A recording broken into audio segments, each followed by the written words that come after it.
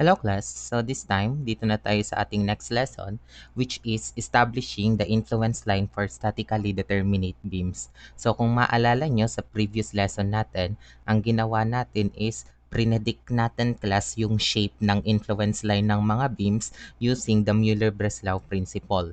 So ngayon, ang concern naman na natin ngayon class is kailangan na natin malagay yung mga numerical details ng ating influence line. So recall lang tayo doon nga sa unang discussion natin sa introduction, 'di ba?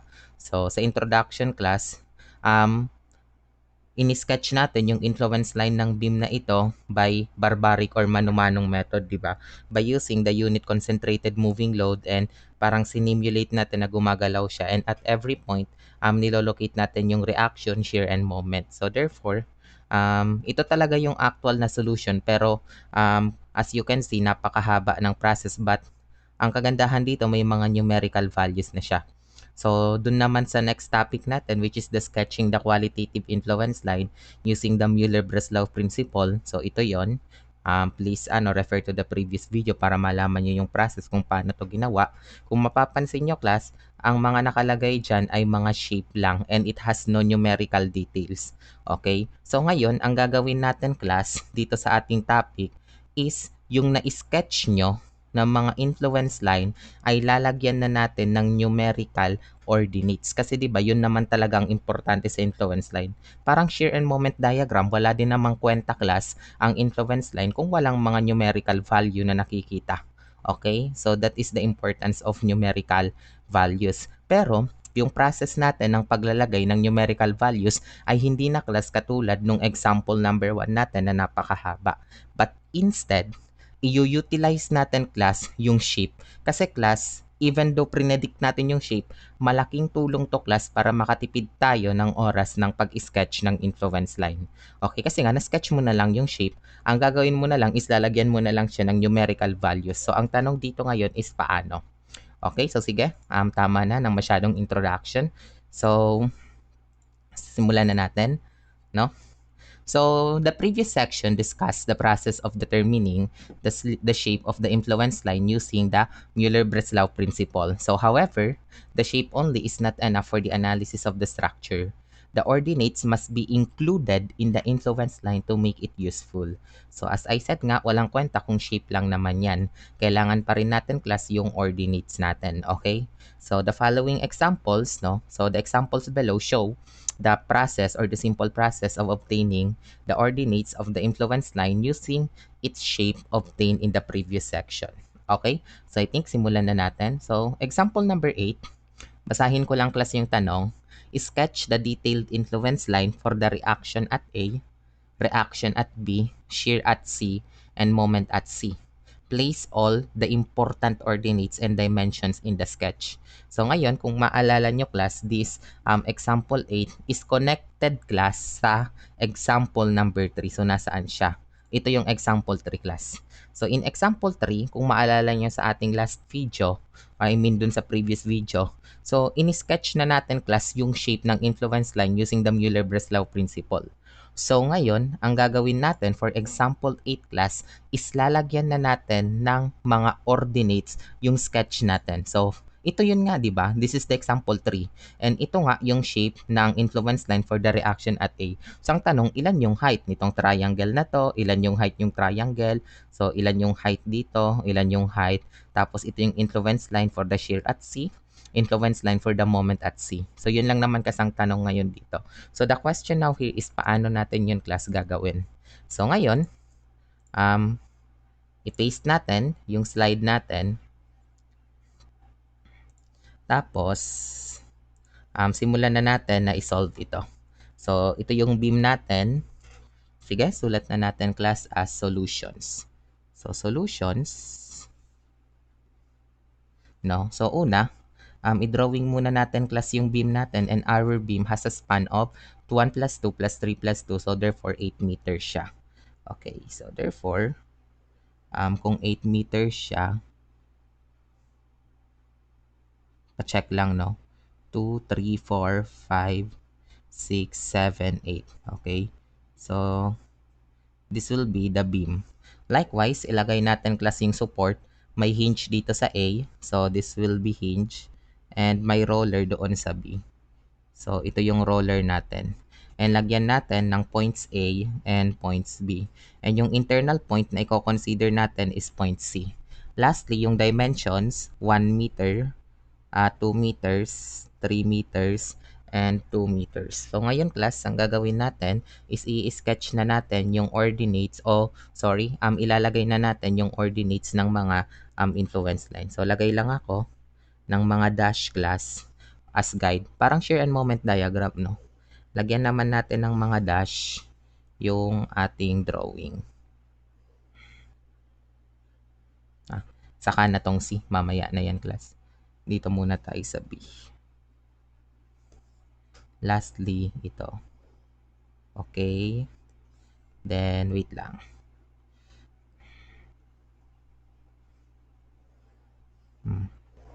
At least may guide tayo.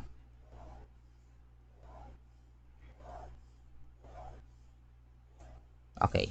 So, sige, simulan na natin class yung pag-sketch ng influence line for the reaction at A. So, ngayon, ang magiging drawing natin class ay ganito. So, kung maalala nyo, ano ba yung shape nun? Ang unang step dito class, para ma-establish mo yung mga ordinates, is gayahin mo muna yung shape. Again, the example number 8 class is connected to example number 3. Okay, so ito daw yung itsura ng influence line for the reaction at A. So tingnan mo, patas na triangle, nag-intersect yung line class sa point B, di ba? So dapat i-reflect mo din yan class ngayon dito. Okay, so therefore, ganito yung magiging itsura class ng influence line mo. Say for instance, pag ganito siya. Oops. Okay. So, tapos, bahala ka na lang class mag-extend nito. Parang palitan ko lang. Wait lang So, sige. Sketch lang natin yung influence line.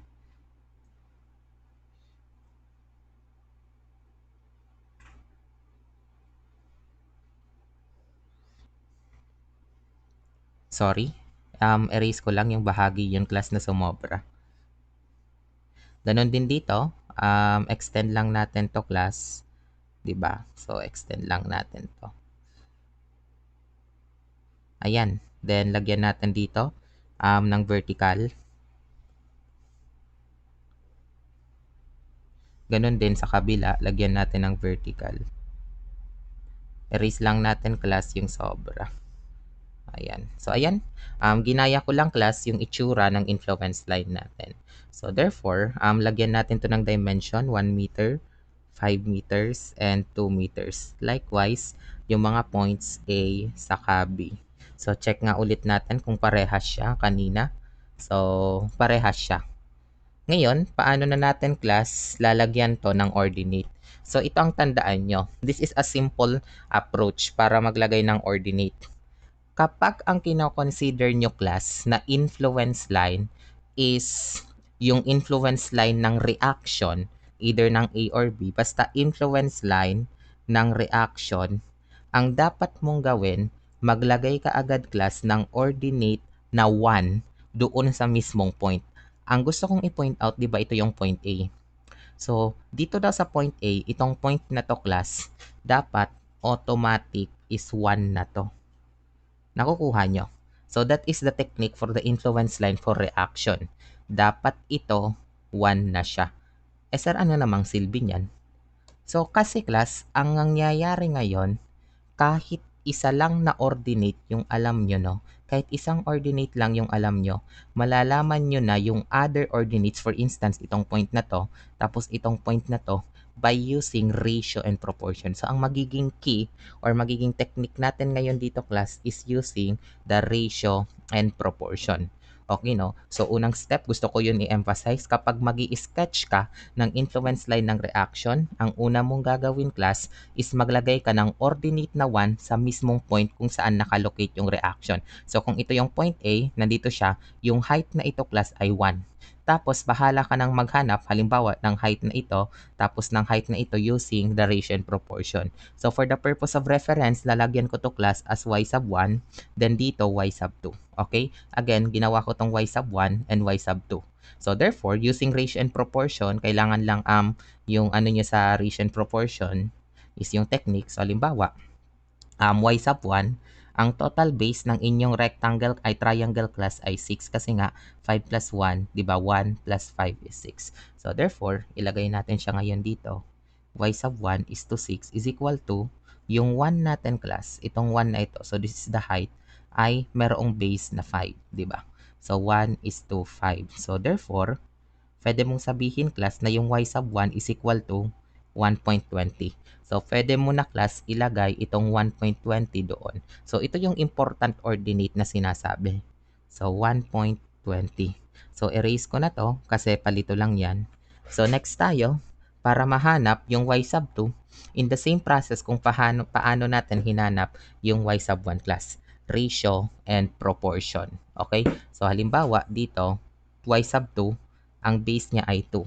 So, therefore, ilagay natin yon y sub 2, ang base niya is 2, is equal to, again, ito yung 1, ang base niya ay 5, di ba? So, magiging 1, ang base niya ay 5. So, therefore, ang y sub 2 natin is equal to 0.40. However, class, do not place 0.40 here kasi kung mapapansin nyo, erase ko na yung y sub 2, kung mapapansin nyo, yung y sub 2 natin, class, ay nasa baba, below the horizontal. And kapag nasa baba, parang shear and moment diagram, this reflects a negative sign. So, dapat ang ilagay nyo ay 0.40. So, itong ratio and proportion is numerical or yung absolute value lang. However, kapag maglalagay ka na ng ordinate, it must be either positive kapag nasa taas ni horizontal or negative kapag nasa baba. O so, di ba? Kumpleto na tayo class ng influence line for the reaction at A.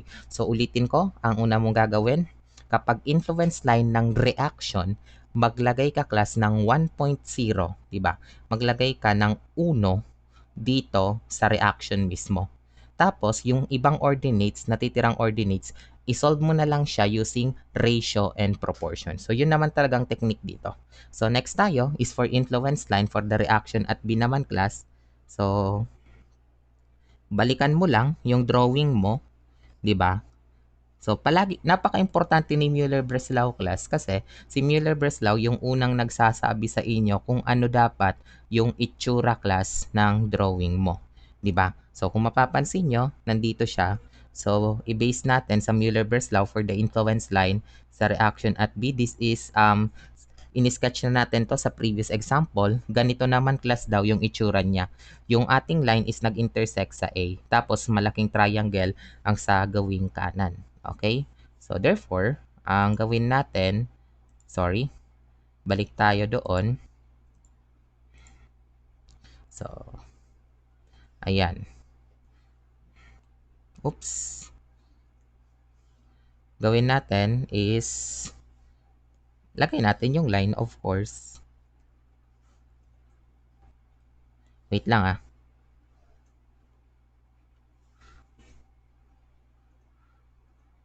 Ayan. Oops, wait lang. So, ito na class, yung influence line for the reaction at B, and ginaya nga lang natin yan doon kanina sa Muller-Breslau. So, ngayon, ano naman na yung next na gagawin mo? So, same with influence line for the reaction at A, since ang kinoconsider na natin class is yung point B, by the way, nakalimutan kong lagyan ng label, so A and B to. So, ang lalagyan mo na class ng ordinate na 1 ngayon is yung point B mismo. 'Di ba? Kasi yung ating support is nasa B. So, for this case, 'di ba, ito na yung B. So, ang lalagyan mo na ng 1 is nandito. Okay? So, therefore, kapag nalaman mo ng 1 ito class, in order to obtain the other ordinates, all you need to do is to use ratio and proportion. So, nilalagay ko yung mga dimensions nila, di ba? So, this is 1 meter, 5 meters, and 2 meters. So, for this case, itong tawagin kong y sub 1, and dito yung y sub 2. And bahala ka na class mag-solve ng mga ordinates nito. And again, using ratio and proportion lang naman to. So, halimbawa ito, y sub 1 is to 1, di ba? Y sub 1 is to 1 equals 1 is to 5. So, always use ratio and proportion here. So, y sub 1 is to 1 equals 1 is to 5. So therefore, ang y sub 1 natin is 0.20.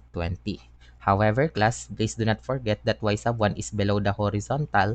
Ibig sabihin, negative siya. So therefore, ang tamang isusulat natin is negative 0.20.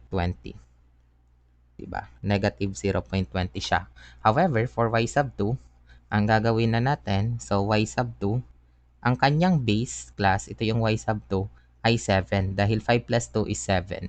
And that is equal to, yung height dito is 1. I am referring to this triangle and yung kanyang base ay 5. So that is 1 is to 5. So therefore, ang y sub 2 natin is 7 over 5 or simply 1.4. Okay? So therefore, pag in-erase ko na to class, erase ko lang. And since nasa taas naman na siya, lagay natin na 1.40. So tadan, meron na tayo class influence line for the reaction at B. So yung medyo challenging lang ngayon dito, yung next step class, is to obtain the ordinates for the influence line for the shear and moment at C. Pero, ang kagandahan dito, hindi na nga natin class gagawin yung mano-manong approach, di ba? So, this time, to obtain the shear and moment at C, i-drawing na muna natin class yung qualitative influence line using the Muller-Breslau. And kung maalala nyo, last time ito class yung itsura ng influence line for the shear at C and influence line for the moment at C. So, di ba nga, napakahalaga nun. So, kumbaga, isang ordinate lang class ang kailangan mo. Tapos, mahanap mo na yung other ordinates niya kasi ratio and proportion lang naman class ang pinag-uusapan natin dito. For instance, for the moment, mahanap ko lang class yung ordinate dito sa C. Halimbawa, kung ilan man class yung ordinate nito, kaya ko nang mahanap yung nandito sa baba using ratio and proportion. And kaya ko na rin mahanap yung sa kabila using ratio and proportion. So, ang napaka-importanteng topic ngayon dito is of course the principle ng ratio and proportion nga. Okay? So, ngayon, ang gagawin natin, same with C. Mahanap ko lang yung ordinate dito. Kaya kung mahanap dito using ratio and proportion, ganun din class sa kabila. So, ipapractice natin yon. So, balik tayo dito. Lagay natin, no? To sketch, no?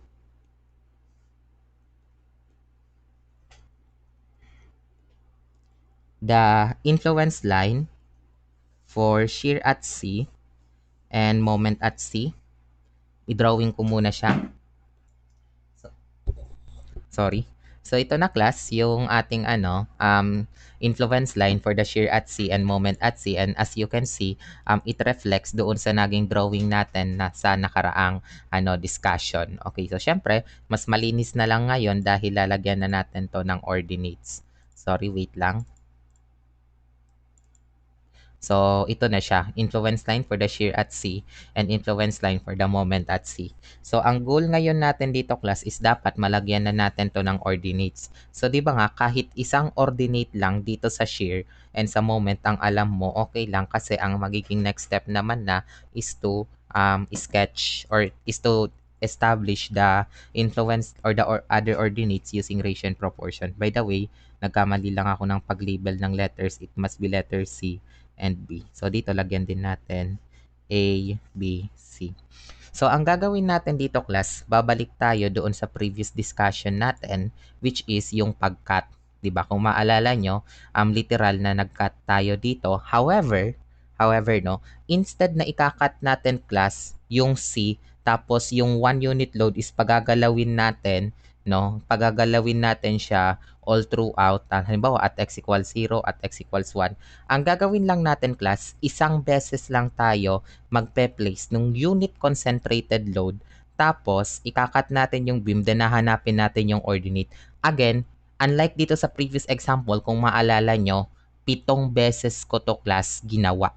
As in literal na 7, dahil nga, kailangan natin ng mga ordinates para i-plot. Pero ngayon, class, dahil meron na nga tayong sketch, kahit isa lang yung kailangan natin, dahil ang kailangan lang naman natin yung isang ordinate para mahanap, halimbawa nga dito, is ratio and proportion. Okay? So, therefore, ang gagawin ko dito, class, hahanapin ko, sa case nito, class, ni simply supported at ni overhang, ilalagay ko yung unit concentrated load sa point C mismo. By the way, ulitin ko, pasensya na, mali ako nang nasulat na label. So, maling label pala, no? Ayan, ABC. So, dito tayo sa C.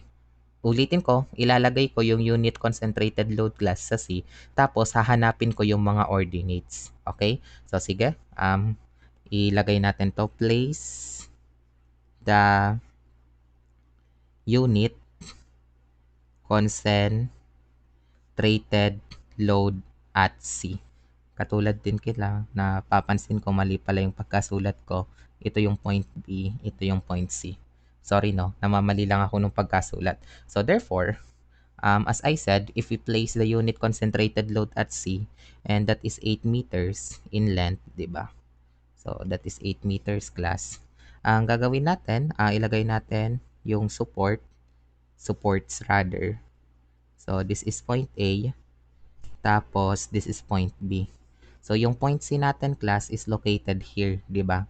And the dimensions are present naman as 1 meter, 2 meters, 3 meters, and 2 meters, di ba?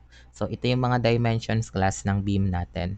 So again, ilagay mo yung unit concentrated load dito na 1, and ang next step, hanapin mo lang yung reaction. So therefore, hindi na ako dito maglalagay pa ng mga equations of equilibrium kasi mentally nga, kaya mo na tong computein, di ba? Or kahit calculator lang, magiging waste of paper pa yon. So dito, ang mangyayari, this will be 0.60. On the other hand, this will be 0.40. So ito na class, yung ating mga reactions. And take note, since ang i-consider natin class na point is point C, kung maalala nyo, recall lang natin last time, sa part 1 or sa discussion, kapag yung mismong ordinate class dito, no, yung mismong ordinate is located sa point, may dalawang cases tayo na i-consider. Bakit nga may dalawang cases? Kasi nga magkakaroon ng dalawang values ng shear. Isang negative at isang positive. Although yung moment is the same. So tama ba yun na dalawa yung values ng o yung ordinate ng influence line class sa shear? Check natin doon sa drawing. So wait lang. So, balikan natin class yung drawing. Kung mapapansin nyo, sa point C, dalawa talaga yung magiging ordinates. Expect nyo yon. Sa point kung saan yun yung kino-consider natin, dalawa yung magiging ordinates. Yung dito sa taas will be the positive one, and yung dito sa baba will be the negative one. Okay, so yun, talagang nagre-reflect siya dito. However, class, for the moment, sa mismong point C, isa lang yung ordinate na mahahanap mo. So, yung sketch pa lang class using the Muller-Breslau principle, hindi na yun nagsisinungaling. Nagbibigay na agad yun sa inyo ng intuition kung ano yung magiging, ano yung mga values o ilan yung mga values na mahanap mo sa specific point na yon. So therefore, ang gagawin ko, ilagay muna natin yung dalawang cases nga. Sana cases of red horse na lang to. Pero case 1, yun na nga, yung 1 unit load, hindi, parang redundant no. Dapat ang ilagay ko lang unit load at left of C. Diba? Pag sinabi nating left of C class, ang ibig sabihin nun, based nga doon sa previous na pinag-aralan natin, kapag left, isasama pa natin sa hati class yung 1 unit load kasi makaka-affect yun sa shear. Okay? So therefore, lagay natin siya ngayon. So, drawing na lang. Halimbawa, ito yung 3 meters na i-consider natin. Ito yung reaction. Tapos, lagay natin class yung 0.60. Tapos, yung 1 unit load. Diba? Ang concern natin is the shear at C.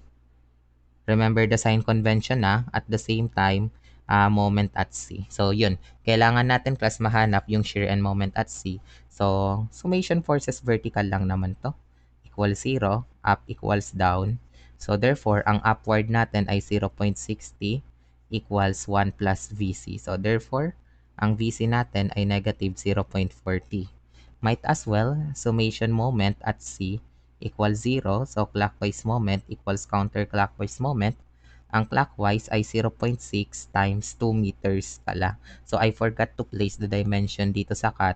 This is 1 meter, this is 2 meters. Okay? So, that is equal to yung 1 unit load class, wala naman siyang moment arm, di ba? Itong 1 unit load, it has no moment arm. Pero yung mismong moment at C class ay counterclockwise. So therefore, the moment at C is equal to 1.20. So di ba, yun yung mangyayari sa case 1. Might as well consider na rin natin yung case 2, yung case 2 is what? The unit load is at the right, no? Nasa kanan of C. So, ang mangyayari class, kung sa case 1, kinonsider natin class yung unit load dito, sa case 2, wala na siya. Hindi na yan class, magre-reflect ngayon dito. Okay, so therefore, ito yung ating support. Ilagay pa rin natin yung 0.60. Okay, but again, as I said earlier, wala na yung 1 dyan. So therefore, this will be 1 meter. This will be 2 meters. So place natin as V of C and as well yung moment at C, di ba? So therefore, ang gawin natin, summation forces vertical equals 0. So that is up equals down ulit. And halata naman na sa pagkakataong ito, ang V at C is equal to 0.60. Tapos, summation moment at C equals 0. Clockwise moment equals counterclockwise. So, di ba no, baka yung iba malito, wala naman ibang upward kundi 0.6, tapos wala naman ibang downward kundi yung BC. So, from negative 0.4, biglang naging positive 0.6 siya, di ba? So, therefore, ang mangyayari naman, ang clockwise is 0.6 times 2 equals moment at C mismo. So, therefore, the moment at C is equal to still 1.20. Diba? So, yun. As I said earlier, expect that the moment will be equal sa dalawang cases. Pero yung shear iba. May negative 0.4 and may positive 0.6. And it reflects class to the drawing. Okay? Eh sir, di ba parang nag-barbaric solution pa tayo? Hindi. Kasi, kailangan nga lang natin ng isang point dahil yung remaining points class ng influence line is mahahanap na lang natin using the ratio and proportion.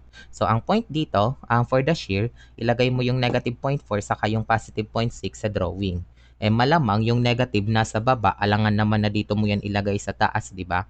So, syempre, sa baba mo siya ilagay. So, this will be negative 0.40 and this will be positive 0.60.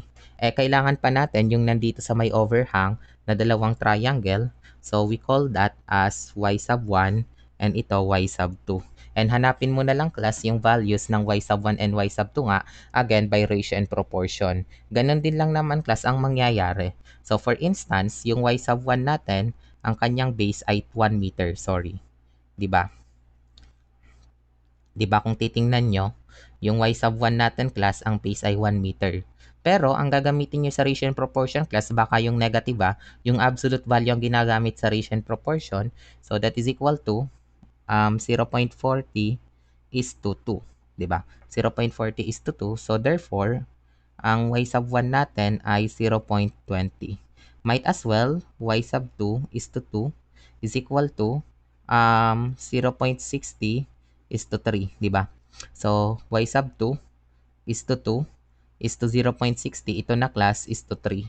So, therefore, y sub 2 is equal to 0.40. Okay? So, of course, yung y sub 1, erase na natin. Hala, ba't hindi na erase? Wait lang. So, ilagay na natin class yung y sub 1, but take note of this since nasa taas na siya, dapat 0.20 na. On the other hand, yung y sub 2 natin class, kung mapapansin nyo, nasa baba na siya. So, of course, ang ilalagay mo ay negative. So, negative 0.40. Okay, so 'di ba? Kung mapapansin nyo, ang itsura class ng influence line natin ay may mga numerical values na. Eh yun naman talaga yung importante para sa next discussion natin, which is the application of influence line. So para matapos na itong specific example nito, ilagay na natin yung ordinate sa moment. So dito sa point C, ang nahanap natin class ay 1.2, 'di ba? So dito 1.2 siya, so 1.2.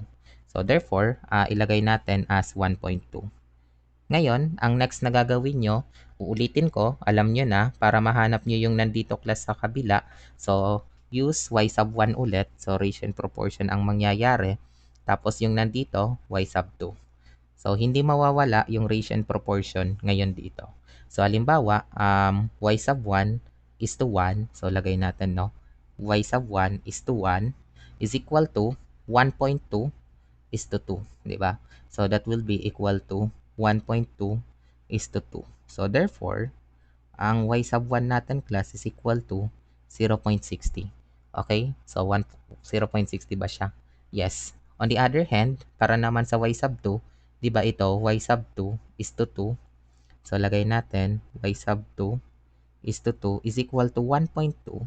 So, this time, 1.2 tayo dito is to, ano yung base ngayon na i-consider natin class? Ito, 3 meters. So, 1.2 is to 3.